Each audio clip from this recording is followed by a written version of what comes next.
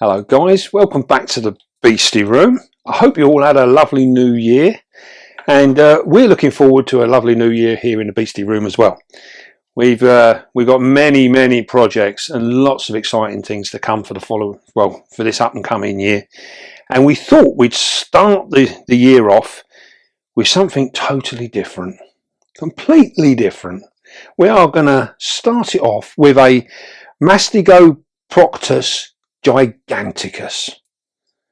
That's a hell of a name, isn't it? And that is in fact the Giant Vinegaroon. Now, we've not shown one of these before simply because we've not had one, and we're going to go with this one because these are absolutely fascinating things, fascinating creatures, and we are going to set up what we hope to be like a little woodland type scenario.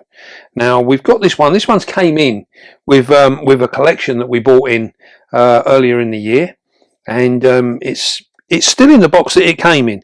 But what we're going to do this time round, we're going to set this up with all our new stuff, but then we're going to add on top the same substrate that came out of this enclosure is going to go into this enclosure. So we're going to mix it all up. So we're not going to throw it away. Now, I've often been asked, do we use the same substrates and furniture and bits and pieces from one enclosure to another? And the answer is yes. When we've got things like cork bark like this is really expensive to buy in the shops, and it would seem a little bit foolish to throw this away because it's been in with a different spider or whatever. So all I do is I don't actually wash it. All I do is I take it out and I brush it off with just a hand brush, and I clean it all up, and then it gets thrown into my bucket of cork bark until I need it again. And this really is all you need to do. The only thing I'm a little bit careful of, if it's been in with spiders with things like Theraphosa, many of the New World spiders that are bad for hair kicking and things like that, I do give them a really good scrub up. But then you shouldn't have any issues. They should be fine. So we do reuse them.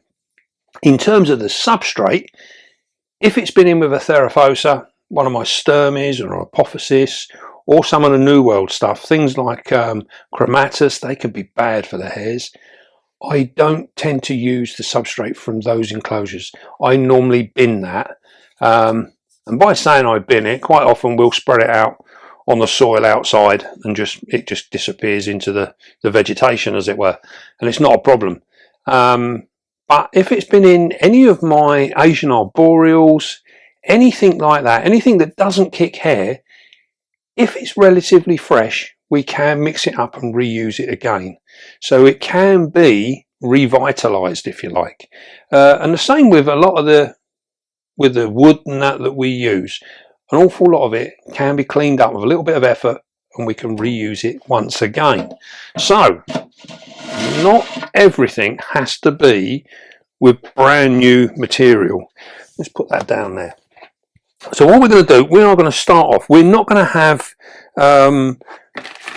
a drainage layer in this. We are going to go straight in with soil, and we're going to put in some of our normal potting compost, and this is quite dry at the moment.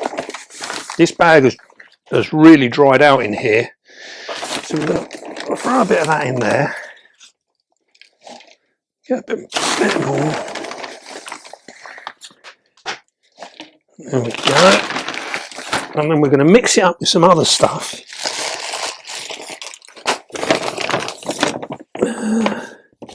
What we got here?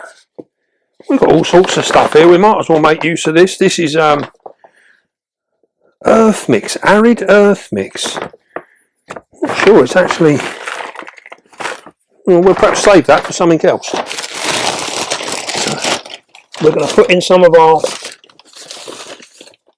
other soil. This has got sand in it, and this soil is commonly used for things like succulents, and also for bonsai trees and stuff like that. So we can use that. So we're going to mix that in as well. Now what we're looking for is with our Vinegaroon, these are a tropical, I say a tropical arachnid, but they also come from some of the drier areas as well. So they have a really, really wide range. And they're one of them things that you can't really go too far wrong with. So now we're going to stick some of our own beastie mix in, because this has got lots of leaf litter and what have you, as you can see. So this will all help to maintain the kind of environment that we're looking for.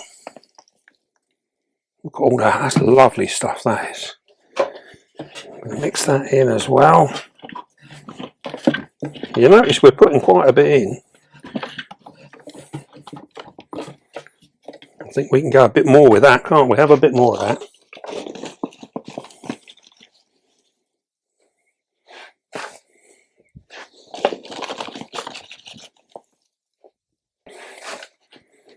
Right. Now where I've collected this, there's quite a bit of stone and stuff in this as well. Bits of flint. It's where we've scraped it up off the floor. Right, now what we want to try and achieve here is we are going to, I also want to get the old material in there as well. So I think what we'll do is we will move that in there now. And the reason we're going to go for the old material is because there's a lot of springtails in this enclosure, and it seems to be a bit of a waste. Now, I don't know if you can come over and see this. We might be able to, this is our Vinegaroon, and this is what they call a red phase one, apparently. And as you can see, that is an absolutely amazing looking creature. But down inside here, in all of this, this is alive with springtails. So what we can do is we can hopefully, we're going a bit sideways here, not quite sure what's going on. We can hopefully just tip all of this in there, and that will add all of them springtails to our enclosure. So we're going to tap them off. Tap that off of there. What we're going to have to do, we're going to get our catch cup and we're going to transfer our Vinegaroon into our catch cup. Now you do need to be careful with these because they can spray like an acid type material from the base of their tails, from their whip tails. Now we need to, this is actually designed to scare off predators, so it's designed to hit you in the eyes, and it stinks of vinegar when they do it, which is where they get their name from. So we're going to hopefully, we're going to try and move this guy over without... Wait there, we're coming off the pod. Without coming over. You see, this is... Right, if we look on here, you can see this is alive with springtails. There's loads and loads of them. We've already got springtails inside our beastie mix, so we're going to make use of this. Flick that out. Oh, our guy has fallen over. There we go. What we're going to do now, these by all accounts are fairly inoffensive. They're not really going to bother us, but we don't need to handle him if we don't have to. So we'll just pop him in there for now. We will have a real good look at him once we get this enclosure built. So we pop him in there, out of the way. Now what we want to do, we want to use this stuff here. This is really nice stuff. It's got everything in it as well, so it seemed a shame to actually waste it. So we're going to pop that in here as well.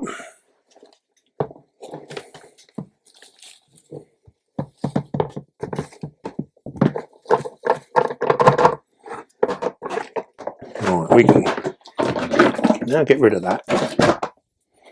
Right, we're going to mix this in as well.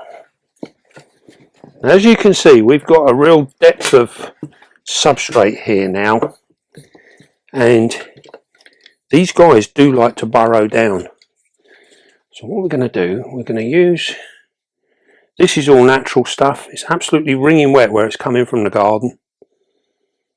We're going to put that in there, snap that off so that it fits where we want it. Put that down there. And what we're trying to do, we can look at trying to make some different levels, and we can also try and achieve getting some hides in here as well.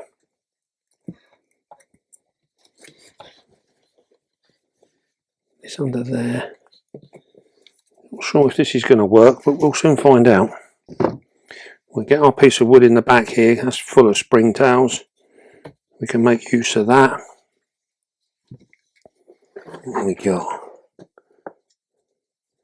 All sorts of bits of rubbish in here, really. Now then, where else can we go? Wonder whether I'll make it. Now this guy will end up climbing around all over the place, and he'll make use of this. I can put that in there.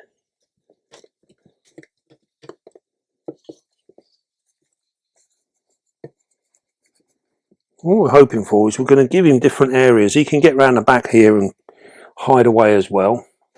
So we're going to put a bit of this stuff here. This is soaking wet. I'm going to put a bit of that in there as well. And this is all going to give him plenty of places to hide away. That's if I don't demolish the place in the meantime.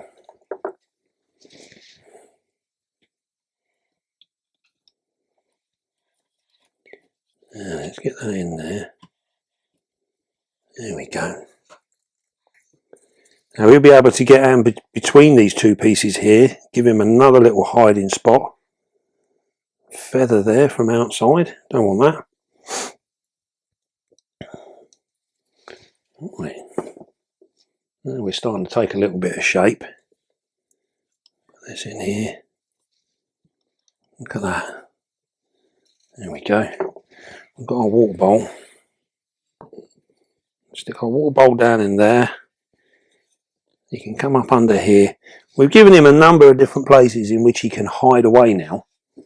And he will climb. I don't know if we really want to. Do we really want anything else? Do you think that's going to be necessary? No. No. Don't really add, does it? Alright, I think that will look fine. He will actually clamber all over that. There's nothing there that he will not use. And as you can see, if I come round, spin this around, you can see he can come down the sides here, he can get into there. He's got many places where he can come along and hide. He can come around the back here. And he's got a nice depth here as well. He can dig right the way down. And this is one of the things, when these guys molt out, they like to dig down and they have a nice secure burrow. And that is where they will molt out. Now, interestingly enough, when they're youngsters, they molt 4 times and then they're adults. And then once they're adults, they don't really tend to molt out so much. So they slow right the way down. Now, these guys, in terms of as living, they only live for around about 6, maybe 7 years, which isn't very long. So bear that in mind. If you're buying one and you pick up an adult specimen, it's already gone through all its molt cycles and it's going to be near the end of its life. So you might get a year or 2 out of it, you might only get a couple of months. You really don't know. And as most of these are wild caught, there isn't much done with them in captivity, which is a real shame. Now here he is. I say he, we don't actually know what sex this is.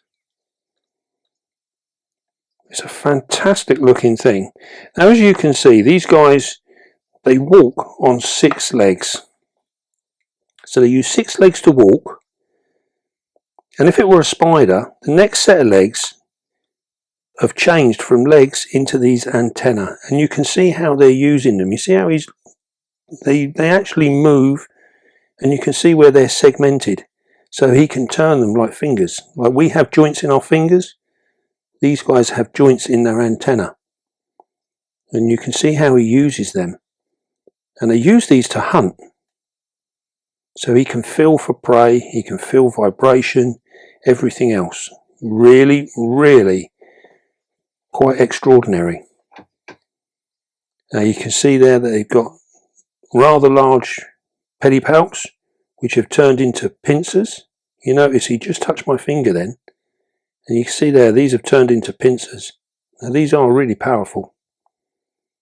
And they have a mouth set exactly the same, just like scorpions. Now with this one, we can see this is the tail here. This is where they get their name. Now at the base of this is where they can squirt the actual acid. So very, very cool. So what we're going to do, now you can see the pincers now. You might just come out, if you can just let him venture out.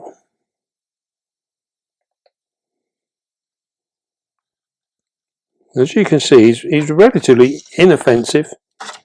They're not that bothered. Absolutely fantastic looking thing. You can see now how he's using them antennae to feel around.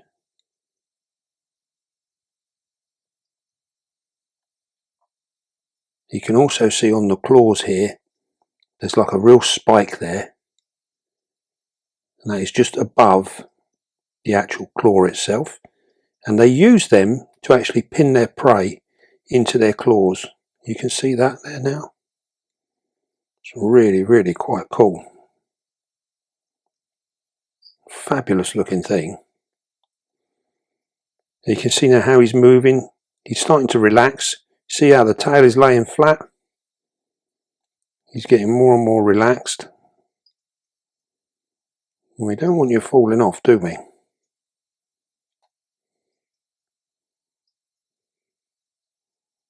There we go.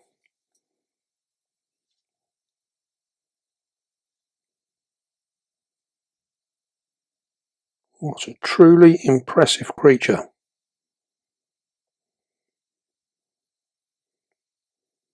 You see how he's using those antennae? He's feeling with them all the time. Now, generally their eyesight is rather poor, so they really rely on the antenna to tell them what's going on in the world around them. I think it's amazing, and you can see how they're segmented, and he can actually maneuver them just like arms.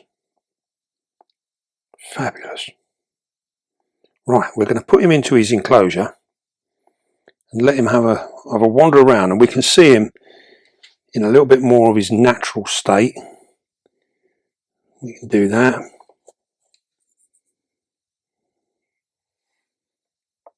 Let him go down there.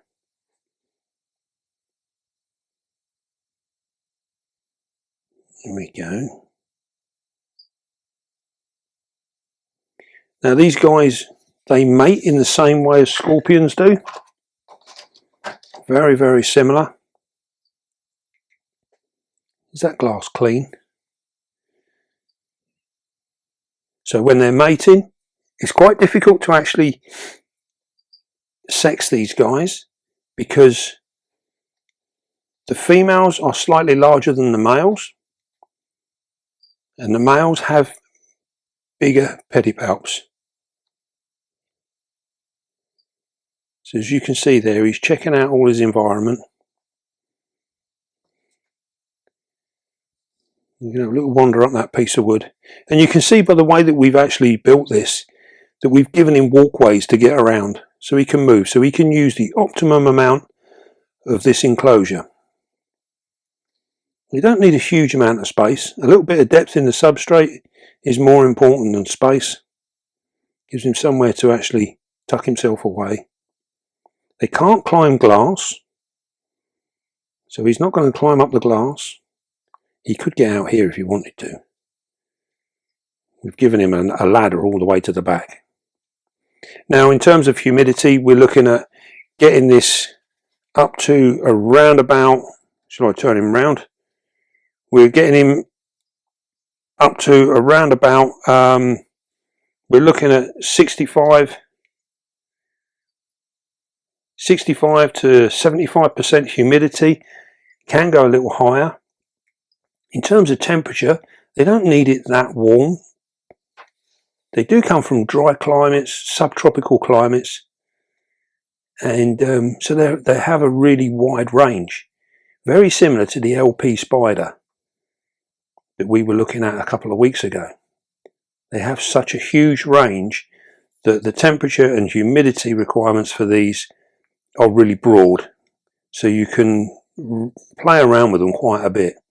Now we've gone for the side of looking for more of a subtropical type situation, so we've gone for a high humidity, decent depth of soil for them to play around in, and it just looks better. I think you can keep them in more of a drier scenario, but I think this looks better. I think he'll do better in this as well. Notice that he's sort of settled down in there now. Got himself a little bit of peace and quiet. Now in terms of food, we can feed these guys on pretty much anything and everything. Anything that creeps around and crawls around on the floor, these will have a go at. Now they'll eat worms and stuff like that as well, moths, caterpillars, other beetles, and if it's for like in the captive situation, we can give them any of the roaches that we keep as long as they're of an appropriate size. Now we found this one particularly likes the red runners, especially the males, because they're a little bit slow and a bit stupid, so they literally just sort of bumble around. The females tear around real quick, and they do have a job catching them. But that being said, we have tong fed this guy, and they'll come out and they'll take stuff out of the tongs really gently, really delicately. So it's an interesting thing. You can have an awful lot of interaction with one of these Vinegaroons, and as you've seen there, although they're capable of squirting this acid to defend themselves, if we're nice and gentle, you see there was no attempt for it to do that. It didn't want to do that. So I think we're going to end up with some really interesting footage. I think it just looks absolutely stunning there. Just looks marvellous. So I think going forward we're going to have some really cool footage, and I think this is going to be one of the firm favourites within the beastie room. He's going to have a lot of interaction with this guy, and hopefully we can get some real nice feeding stuff. I'm really looking forward to it. And it's a nice enclosure now to put up on the wall. We can add it in with some of our other bits, and maybe, just maybe, I'm really interested to try and breed these, because I think they will be an astonishing little project, something that's not being done.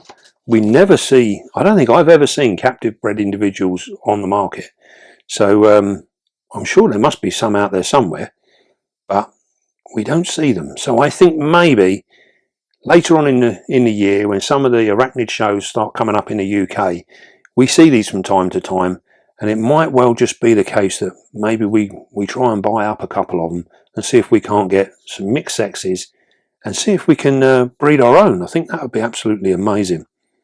That would be a really cool project.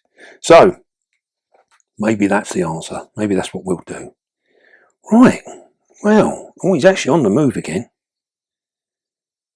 Look at that. They really are inquisitive. Now, one thing being worth to say is in fact that these are more nocturnal. So you're going to see them out and about of a night time more than you will in the day. In the daytime they tend to be tucked away like many of the scorpions. But I think if you come in here with a torch at night, I think it's going to be awesome. Such a fantastic beastie. Right then, hope you enjoyed that, and watch this space, because I think this is going to be a truly exciting thing to keep tabs on. Right then, don't forget, be calm, be gentle, and love your spider. And I will see you soon, guys.